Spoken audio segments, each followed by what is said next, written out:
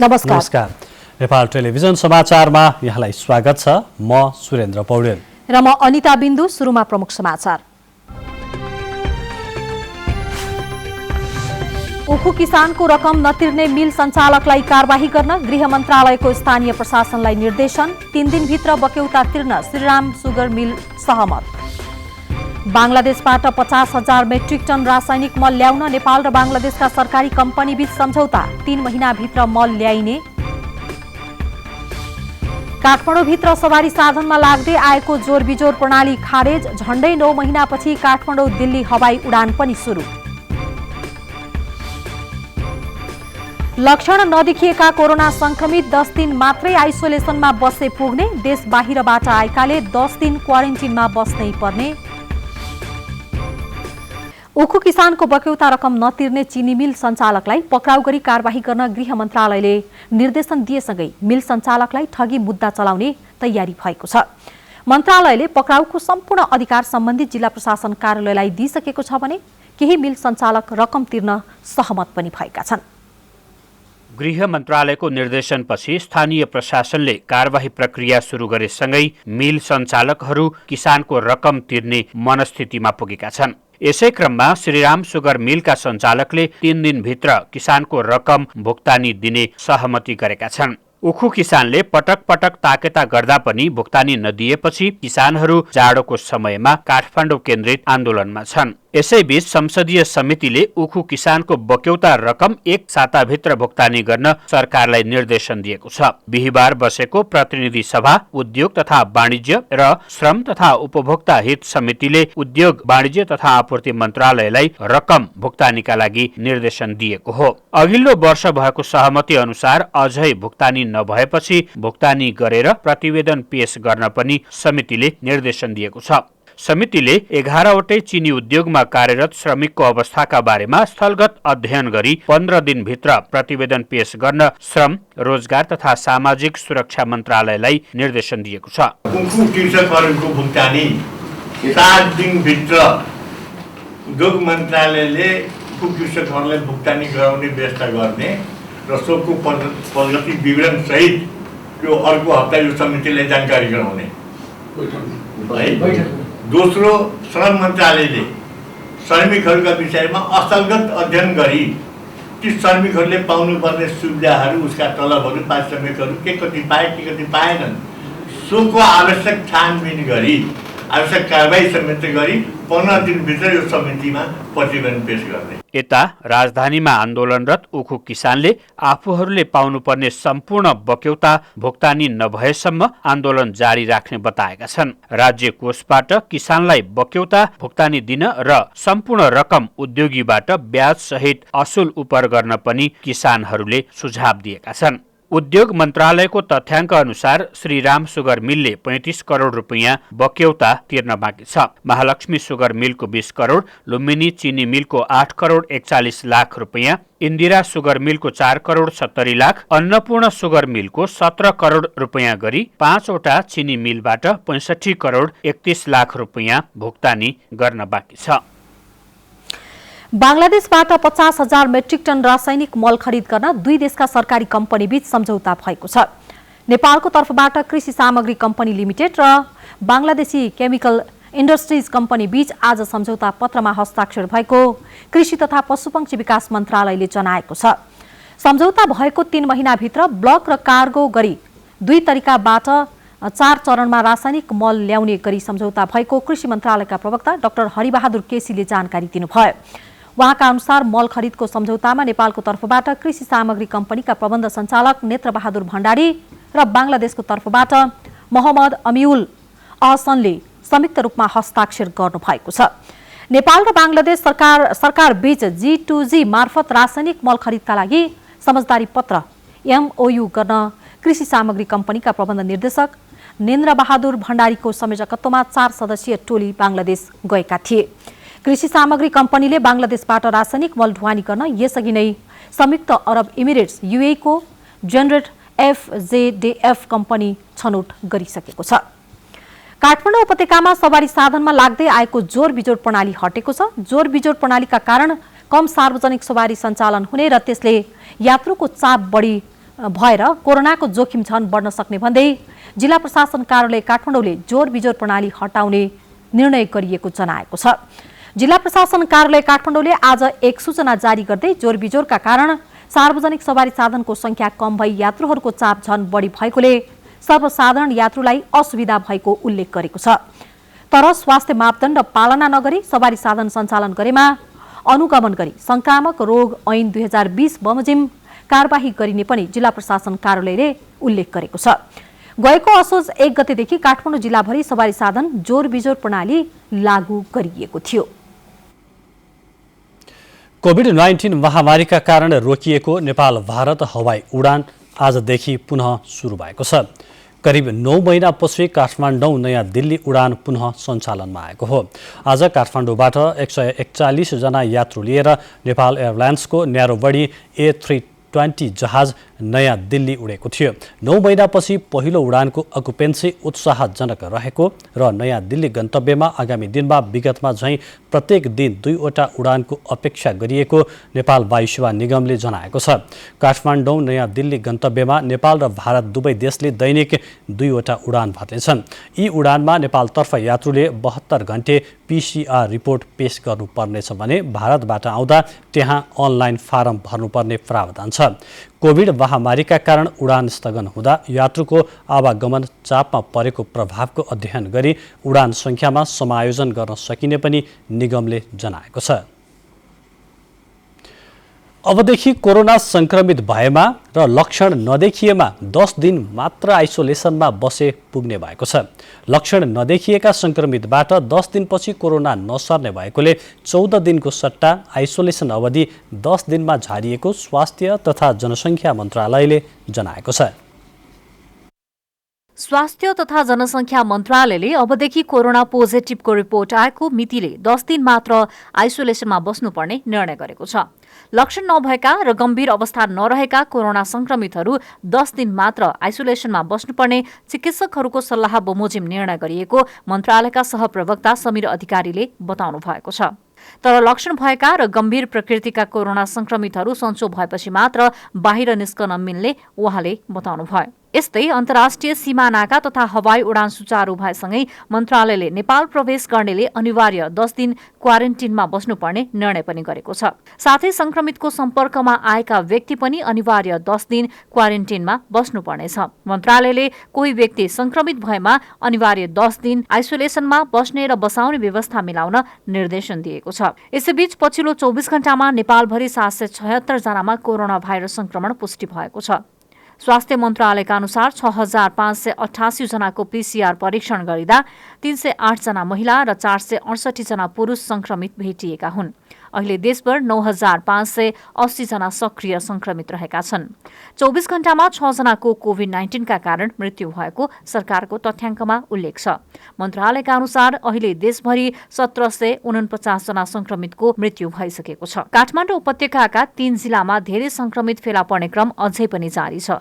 पछिल्लो तथ्याङ्क अनुसार काठमाडौँ उपत्यकामा 363 जना संक्रमित थपिएका छन्, जसमध्ये 273 जना काठमाडौँमा, 49 जना ललितपुरमा र 41 जना भक्तपुरमा संक्रमित थपिएका हुन्। हाल नेपालमा पुष्टि भएका संक्रमितहरूको जम्मा संख्या 2,51,692 रहेको छ।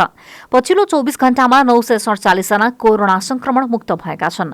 अहिलेसम्म 2,40,363 जना संक्रमण मुक्त भएको सरकारले जनाएको छ। हाल नेपालमा संक्रमण मुक्त हुने दर भने 97.5% छ। अहिले आइसियुमा 281 जना र भेन्टिलेटरमा 59 जना उपचाररत रहेका छन्। श्वेता सिन्हा, नेपाल टेलिभिजन, काठमाडौँ। समुदाय स्तरमा कोभिड-19 को संक्रमण फैलिएको यकिन गर्न स्वास्थ्य तथा जनसङ्ख्या मन्त्रालयले यही महिनाभित्र 3 लाख जनामा एन्टिजेन विधि मार्फत परीक्षण गर्न लागेको छ। 200 भन्दा बढी सक्रिय संक्रमित रहेका ठूला शहर, हटस्पट तथा घना बस्ती भएका स्थानमा संक्रमणको स्थिति थाहा पाउन मन्त्रालयले 15 मिनेटमा नै संक्रमण भए नभएको पत्ता लाग्ने एन्टिजेन विधिबाट परीक्षण गर्ने भएको हो। सरकारले पुसभित्र 3 लाखको एन्टिजेन विधि मार्फत कोरोना परीक्षण गर्ने भएको छ। समुदाय स्तरमा संक्रमण फैलिएको छ वा छैन भनेर पत्ता लगाउन स्वास्थ्य तथा जनसंख्या मन्त्रालयले एन्टिजेन परीक्षण गर्ने भएको हो। मन्त्रालयका अनुसार परीक्षणका लागि देशभरि नै कर्मचारी खटाइसकिएको छ। आगामी आइतबारदेखि देशैभर एन्टिजेन परीक्षण शुरू हुनेछ। 200 भन्दा बढी सक्रिय संक्रमित, हटस्पट, ठूला शहर, घना बस्ती र संक्रमणको शंकास्पद व्यक्तिमा परीक्षण गरिनेछ। परीक्षणबाट समुदाय स्तरमा संक्रमण कति फैलिएको छ भन्ने थाहा हुनेछ। यो एन्टिजेन परीक्षण हो। यो एन्टिजेन चाहिँ हजुरको शरीरमा एन्टिजेन छ कि छैन भनेर परीक्षण गर्नु हो। यो अब पीसीआर जस्तै हो यो टेस्ट पनि। ठूलो संख्यामा गरिने एन्टिजेन परीक्षणबाट 15 मिनेटमा नै संक्रमण भए नभएको पत्ता लाग्नेछ। एन्टिजेन परीक्षणका लागि प्रयोगशालाको आवश्यकता पर्दैन। यस विधिबाट परीक्षण गर्दा स्वाबलाई परीक्षण किटमा राखेर केही क्षणमै नतिजा थाहा पाउन सकिन्छ। यसअघि इपिडेमियोलोजी तथा सरुवा रोग नियन्त्रण महाशाखाले समुदाय स्तरमा संक्रमण फैलिएको अवस्था पत्ता लगाउन सेरो सर्भिलेन्स टेस्ट गरेको थियो, जसमा 13.9% समुदायका मानिसलाई संक्रमण देखिएको थियो। श्वेता सिन्हा, नेपाल टेलिभिजन, काठमाडौँ। 3 तहका सरकारबीच जलस्रोतको उपयोग र विकासमा अधिकारको बाँडफाँडको विषयलाई सम्बोधन गर्ने उद्देश्यले सरकारले नयाँ जलस्रोत नीति सार्वजनिक गरेको छ। नयाँ नीतिमा खानेपानी र घरेलु उपयोगलाई पहिलो प्राथमिकतामा राख्दै सिंचाई, पशु तथा माछा पालन, जलविद्युत, जल यातायात, वातावरणीय संरक्षणलाई अगाडि बढाउने कुरा उल्लेख गरिएको छ। प्राकृतिक स्रोत साधनको संरक्षण, सम्वर्धन तथा बहुउपयोगी विकास गर्ने लक्ष्यसहित सरकारले राष्ट्रिय जलस्रोत नीति सार्वजनिक गरेको छ। विभिन्न 7वटा उद्देश्य हासिल गर्न 11वटा रणनीति र 104वटा कार्यनीति तय गरिएका छन्। जलीय जैविक विविधताका सम्बन्धमा एकीकृत तथ्याङ्क र जानकारी समेत सङ्कलन गर्ने कुरा नीतिमा समावेश छ। नदी बेसिन गुरु योजनाका आधारमा जलस्रोतको उपयोग तथा व्यवस्थापन गर्ने र जलस्रोतको बहुउद्देशीय उपयोगलाई प्राथमिकता दिइने विषय नीतिमा राखिएको छ। यसै गरी निजी क्षेत्र तथा सम्बन्धित सरोकारवालाहरूको सहभागितालाई बढाउने, सङ्घ, प्रदेश र स्थानीय तहको भूमिका र दायित्व प्रष्ट गरी समन्वयात्मक तवरले जलस्रोतको उपयोग तथा व्यवस्थापन गर्ने रणनीति सरकारको छ। एकातिर हामी नयाँ संविधान जारी पछि जलस्रोतको उपयोग को चाहिँ तिनै तहबाट गर्ने संवैधानिक व्यवस्था छ। त्यसो गर्दा तिनै तहबाटै संरक्षण पनि गर्नुपर्छ, नियमन पनि गर्नुपर्छ भन्ने कुरो नै यसको मुख्य सिद्धान्त हो। विगतमा जलस्रोतका सम्बन्धमा विभिन्न क्षेत्रगत तथा कानुनी व्यवस्था भए पनि एकीकृत नीतिको अभावमा समन्वयको कमी रहँदै आएको थियो। नयाँ नीतिमा खानेपानी र घरेलु उपयोगलाई पहिलो प्राथमिकतामा राख्दै सिंचाई, पशु तथा माछापालन, जलविद्युत, जल यातायात, वातावरणीय संरक्षणलाई अगाडि बढाउने कुरा उल्लेख छन्। सुदीप बुढाथोकीका साथ रविचन्द्र पराजुली, नेपाल टेलिभिजन।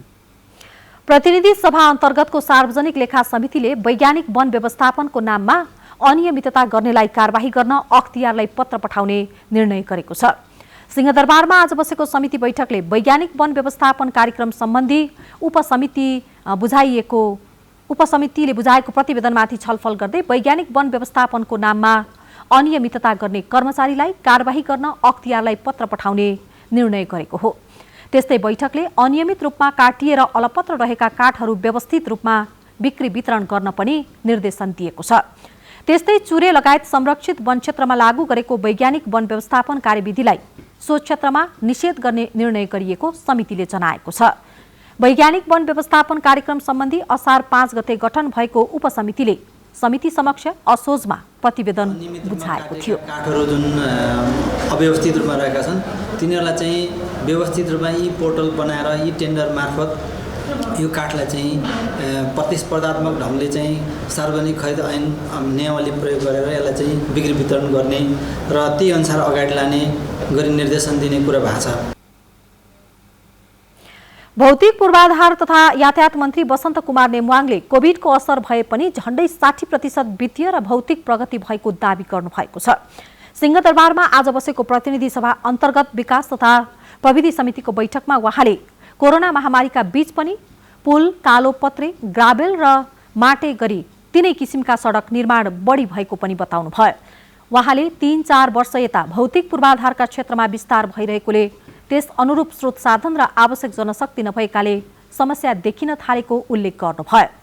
हुलाकी राजमार्ग र मध्य पहाडी राजमार्ग दुवै राष्ट्रिय गौरवका आयोजना आर्थिक वर्ष 2079-80 सम्ममा सम्पन्न गर्ने लक्ष्यका साथ काम भइरहेको पनि मन्त्री नेमुवाङले बताउनुभयो। समस्या त्यतिकै थुप्रै त्यसमाथि कोभिड महामारीको मुख्य कारण जति बेला चाहिँ विकास निर्माणले द्रुत गति लिने बेलामा कोभिडको महामारी सुरु भयो।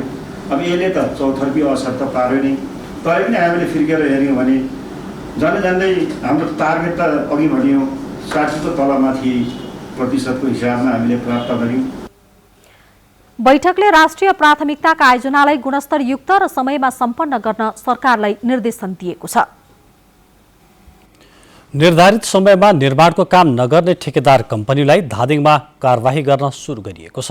जिल्लाको खहरे स्थित आँखु खोलामा पुल निर्माणको जिम्मा लिएका ठेकेदार कम्पनीहरूलाई कालो सूचीमा राखी सडक विभागले ठेक्का तोडेको हो। जिल्लामा सञ्चालित आयोजनाहरू समयमा नै सम्पन्न गर्न नसक्ने ठेकेदार कम्पनीहरूलाई सडक विभागले कारबाही प्रक्रिया सुरु गरेको छ। यसै क्रममा पहिलो पटक जिल्लामा समयमा नै निर्माणको काम सम्पन्न गर्न नसकेपछि विभागले धादिङको खहरे स्थित आँखु खोलामा पुल निर्माणको जिम्मा लिएको ठेकेदार कम्पनीलाई कालो सूचीमा राखी ठेक्का तोडेको छ। विभागले धादिङ जिल्लामा सञ्चालित आयोजनाहरू अलपत्र पार्ने र कामको जिम्मा लिएर समयमा नै काम नसक्ने अन्य कम्पनीहरूलाई पनि कारबाही गर्ने तयारी गरिरहेको जानकारी दिएको छ।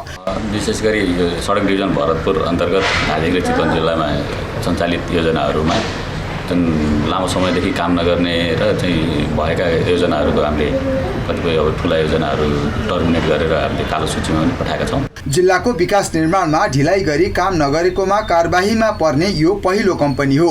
त्रिशुली कन्स्ट्रक्सनलाई 8 वर्ष अघि सडक विभागले त्रिपुरा सुन्दरी गाउँपालिकाको खहरे बजारलाई अचनेटारसम्म जोड्ने आँखु खोला माथिको पक्की मोटरेबल पुल निर्माणको जिम्मा दिएको थियो। तर अहिलेसम्म पुलको काम 10% पनि सम्पन्न नभएपछि विभागले ठेक्का नै रद्द गरेको हो।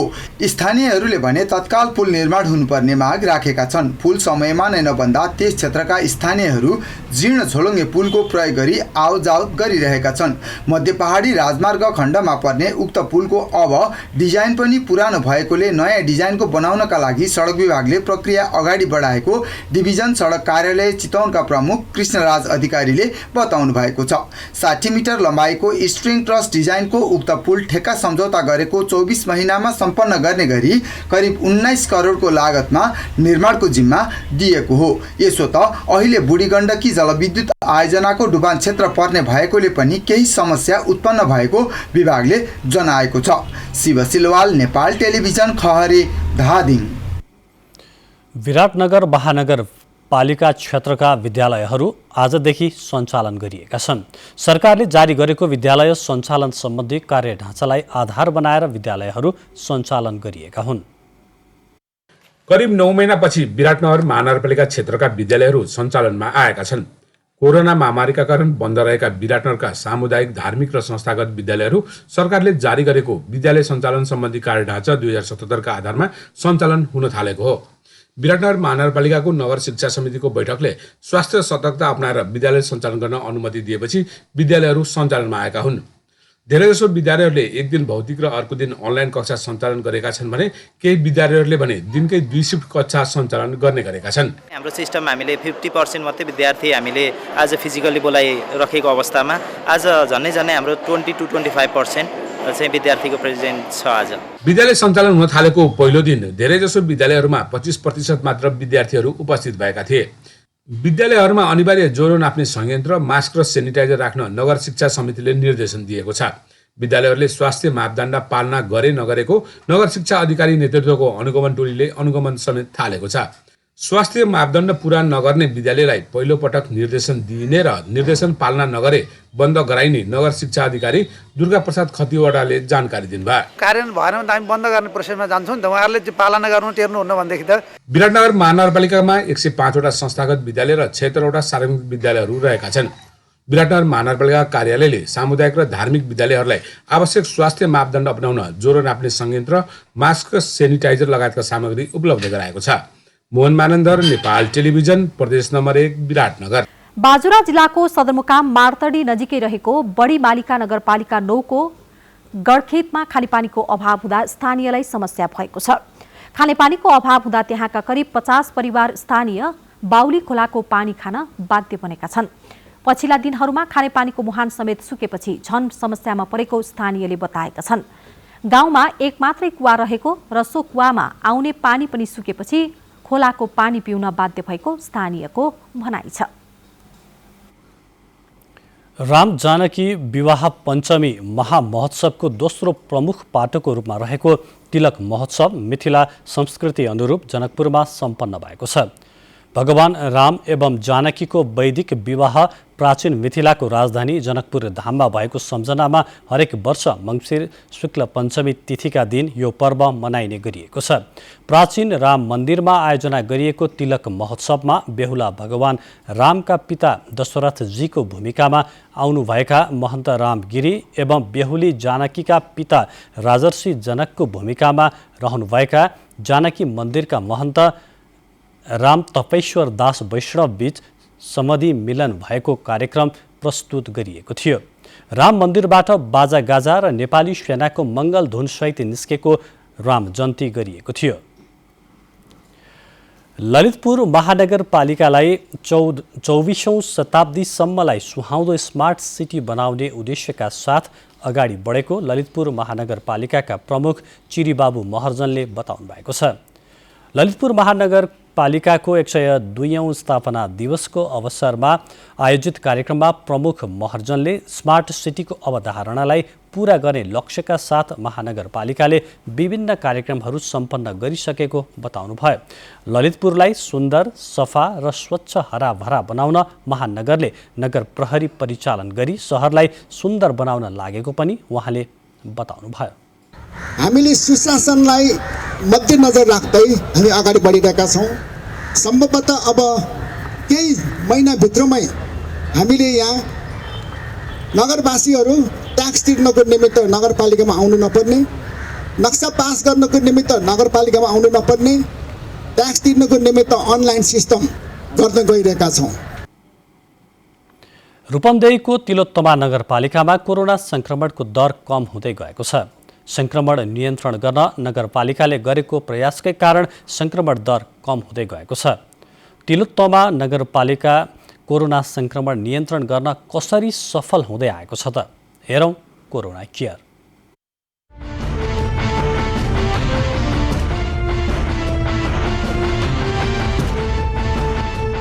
रूपन्देहीको तिलोत्तमा नगरपालिकामा पछिल्ला दिनमा कोरोनाका नयाँ संक्रमितहरू कम मात्र पहिचान हुन थालेका छन्। हालसम्म 2843 जनाको पीसीआर परीक्षण गर्दा 1448 जनामा संक्रमण देखिएकोमा अधिकांश निको भइसकेका छन्।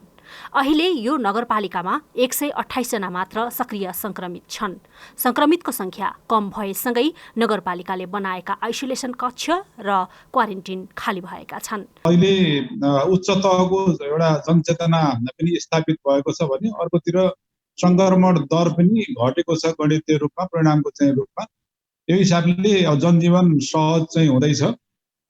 हाम्रो डाटा भन्ने हो भने नगरपालिकाभित्र अहिलेसम्म 2841 जनालाई जुन हामीले कोभिड चाहिँ परीक्षण पीसीआर परीक्षण गरेका थियौँ, सो अनुसार 1448 जना जुन संक्रमित चाहिँ हुनुभएको छ। ती मध्ये धेरै निको भएर चाहिँ घर फर्किएको र आफ्नो चाहिँ दिनचर्यामा लागेको अवस्था छ भने 128 जना अझै एक्टिभ केसको रूपमा रहेको चाहिँ छ। र अहिले नगरपालिकाले स्थापना गरेका जुन क्वारेन्टिनहरू, आइसोलेसन सेन्टरहरू जुन अस्पतालका रूपमा विकास गरेका थियौँ, ती अहिले चाहिँ खाली छन् र उहाँहरू 128 जना पनि आफ्नै घरमा सहज ढङ्गले चाहिँ बसेको अवस्था छ।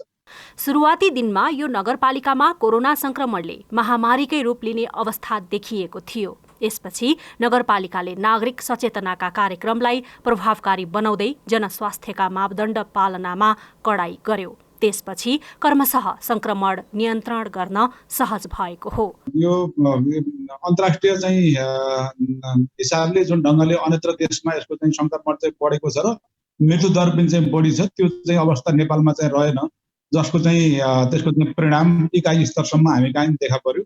संक्रमित मध्ये पनि धेरै ठुलो क्षति चाहिँ बिहोर्न परेन। त्यद्यपि नगरपालिकामा जुन अरू अन्य बिमार पनि चाहिँ जोडिएको कारणले गर्दाखेरि 28 जना नगरवासीहरूले ज्यान गुमाउनु भएको चाहिँ छ।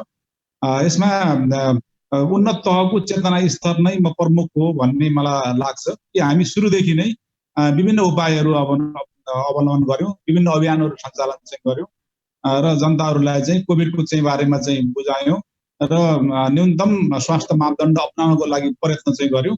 त्यसमा सिङ्गो समुदायले सहयोग गर्यो, यहाँको राजनीतिक दलले सहयोग गर्यो, यहाँका कर्मचारी स्वास्थ्यकर्मी अत्यन्त अहोरात्र खट्नुभयो, त्यसको परिणाम हो जस्तो लाग्छ। संक्रमण कम भएपछि तिलोत्तमा नगरपालिकामा हाट बजारदेखि शैक्षिक संस्था पनि खुलेका छन्। तर मास्क लगाउने, भौतिक दूरी कायम गर्ने र सेनिटाइजरको प्रयोग गर्ने जस्ता जनस्वास्थ्यका मापदण्ड पालनामा कडाई गरिएको छ। मापदण्डको पालना भए नभएको अनुगमन गर्न समिति गठन गरेर परिचालन गरिएको छ। अहिलेको अवस्थामा अहिले मोटामोटी यो हामीसँग चाहिँ फिल्महरू हलहरू छैनन्। अरू चाहिँ हाट बजारदेखि लिएर सामुदायिक विद्यालय पनि हामीले निर्णय गरेर खोलेको अवस्था छ पछिल्लो अवस्थामा। अरू पालिकामा कतिपय अवस्थामा अहिले नखोलिएको चाहिँ अवस्था हो भनेदेखि तिलोत्तमा नगरपालिकाले पटक पटक हामी बैठक बस्यौँ र न्यूनतम स्वास्थ्य उपायहरू अवलम्बन चाहिँ गर्दै सबै विद्यालयहरू, हामीका 83 वटा विद्यालय छन्, सबै विद्यालयहरू स्कुलले चाहिँ सञ्चालन चाहिँ भएको चाहिँ अवस्था छ र उहाँहरूलाई अनिवार्य रूपमा न्यूनतम स्वास्थ्य चाहिँ मापदण्ड अपनाउनको लागि हामीले निर्देश गरेका छौँ, कार्यविधि बनाएका छौँ। विद्यालय सचेत चाहिँ छ र नियमित रूपमा अनुगमन गर्ने राजनीतिक दल सहितको र स्वास्थ्यकर्मी र जनप्रतिनिधि सहितको चाहिँ अनुगमन समिति गठन गरेर प्रत्येक विद्यालयमा चाहिँ हामी अनुगमन पनि चाहिँ गरेका छौँ। नगरपालिकाले गरेको निर्णय अधिकांश नगरवासीले पालना गरेका छन्। विद्यालयहरूले पनि मापदण्डको पूर्ण पालना गरेको देखिएको छ। विद्यालयमा संक्रमण नियन्त्रण र सचेतनाका लागि नगरपालिकाले नर्सको व्यवस्था समेत मिलाएको छ। विद्यालयहरूमा त प्रत्येक चाहिँ यो सेनिटाइजरको प्रयोग गर्ने र हात धुने चाहिँ व्यवस्था गर्ने, साबुन अनिवार्य राख्ने चाहिँ कुराहरू चाहिँ गर्नुभएको छ।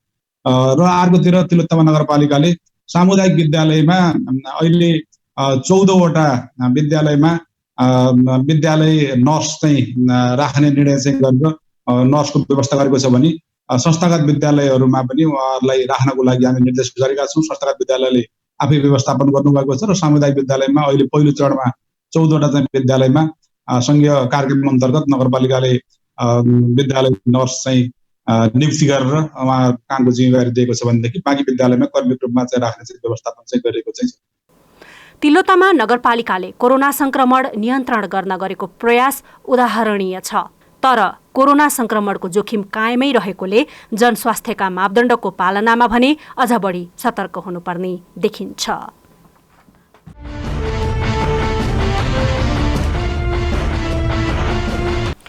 नेपाल टेलिभिजनका प्रवत संवाददाता महेन्द्र केसीको कोरोनाका कारण उपचारका क्रममा निधन भएको छ। उहाँ 30 वर्षको हुनुहुन्थ्यो। उहाँलाई सर्पले टोकेपछि पहिलो दिन पर्वतकै अस्पतालमा उपचार गराइएको र त्यहाँ ठिक नभएपछि थप उपचारका लागि पोखरा ल्याइएको थियो। पोखरामा करिब 3 हप्ता उपचार गर्दा स्वास्थ्यमा सुधार नआएका कारण करिब 3 हप्ता अघि उहाँलाई काठमाडौँको शिक्षण अस्पताल महाराजगञ्जमा भर्ना गरिएको थियो। करिब 10 दिन अघि उहाँलाई कोरोना संक्रमण देखिएपछि भेन्टिलेटरमा राखेर उपचार भइरहेको थियो। केसी 4 वर्षदेखि नेपाल टेलिभिजनको पर्वत संवाददाताका रूपमा कार्यरत हुनुहुन्थ्यो। यसैबीच राष्ट्रिय सभाका अध्यक्ष गणेश तिमिल सिन्हा शिक्षण अस्पताल जानुभई स्वर्गीय केसीकी धर्मपत्नी शीला केसीलाई भेटी सान्त्वना दिनुभयो। यसैगरी नेपाल टेलिभिजनका कार्यकारी अध्यक्ष डाक्टर महेन्द्र बिष्ट लगायतका व्यक्तित्वहरूले पनि स्वर्गीय केसीका परिवारप्रति सान्त्वना व्यक्त गर्नुभएको छ। स्वर्गीय केसीका बा आमा तथा श्रीमती हुनुहुन्छ। पुँजीगत विकास खर्चमा सामान्य सुधार आएको छ। चालु आर्थिक वर्षको मङ्सिरसम्म पुँजीगत खर्च बढेर 10.32% पुगेको महालेखा नियन्त्रकको कार्यालयले जनाएको छ। गत आर्थिक वर्षको 5 महिनामा 9.22% मात्रै पुँजीगत खर्च भएको थियो। कार्यालयका अनुसार चालु आर्थिक वर्ष 2077-78 को 5 महिनामा 35 अर्ब 94 करोड रुपैयाँ विकास खर्च भएको छ। कोरोना महामारी कायमै रहेका बेला यो वर्ष गत आर्थिक वर्षको सोही अवधिको तुलनामा 1.1%ले पुँजीगत खर्च बढी भएको हो। गत वर्ष यही अवधिमा 37 अर्ब 5 करोड रुपैयाँ विकास खर्च भएको थियो। 5 महिनामा करिब 25% विकास खर्च भइसक्नुपर्ने भए पनि हाल 10% हाराहारी मात्रै खर्च भएको छ। हवस्, त्यसको साथै यो समाचार बुलेटिन यही सकिन्छ। तपाईँ नेपाल टेलिभिजन हेर्दै गर्नुहोला। नमस्कार।